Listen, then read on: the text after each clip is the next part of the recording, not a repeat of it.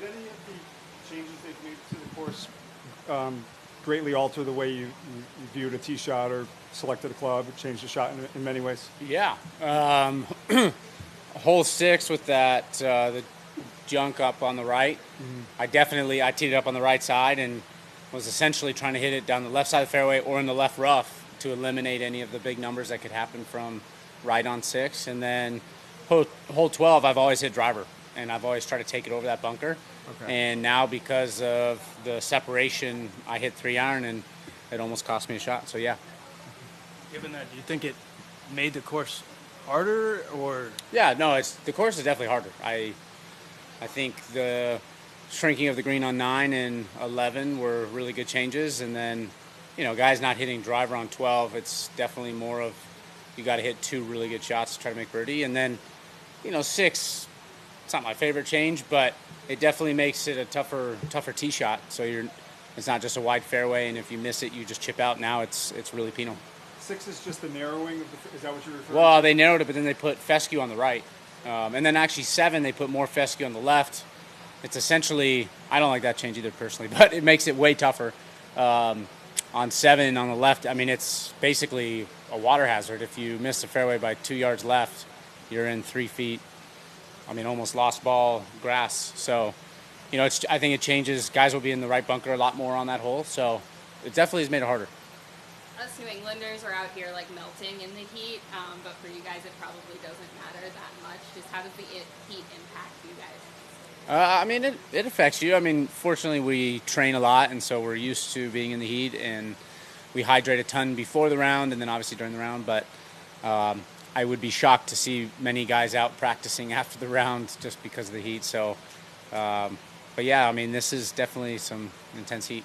How would you categorize the round? They got off to a great start and then tanked off a little bit back then. I felt like I played great all day, to be honest. You know, I hit a great putt on both 10 and 11 that didn't fall. Nice save on 12. I hit an incredible putt on 13, so I thought that was going to be a birdie, and then misjudged the lie on the next hole. And honestly, I played great. I just didn't make the putts on the back nine, so I felt like it was a complete round. And, you know, one blemish on this golf course is pretty good. And what was your best shot today, Brady? Let's think about it. You know, probably just because I've been working so hard on my swing and hitting cuts. The iron shot I hit on hole 5, I hit a cut 5-iron in there. It's about 12 feet. Was probably the best shot for me. And it's obviously been, you know, not a great run for you since Harbortown. What have you been working on over the last couple months, and how does this help your confidence to show up on a tougher golf course today and shoot low score? Well, I've worked on every part of my game. To be honest, it's some of the hardest I've worked in a long time. First, we're really trying to work on the short game and feel like we've gotten that to where it's in a great spot. And then same thing with the putting. And then, unfortunately, you do that and then you lose your swing. So then I was working on my swing. And so the last 2 weeks have been a lot of grinding on the swing. And I feel like we've made some good headways, and I've hit it pretty good today.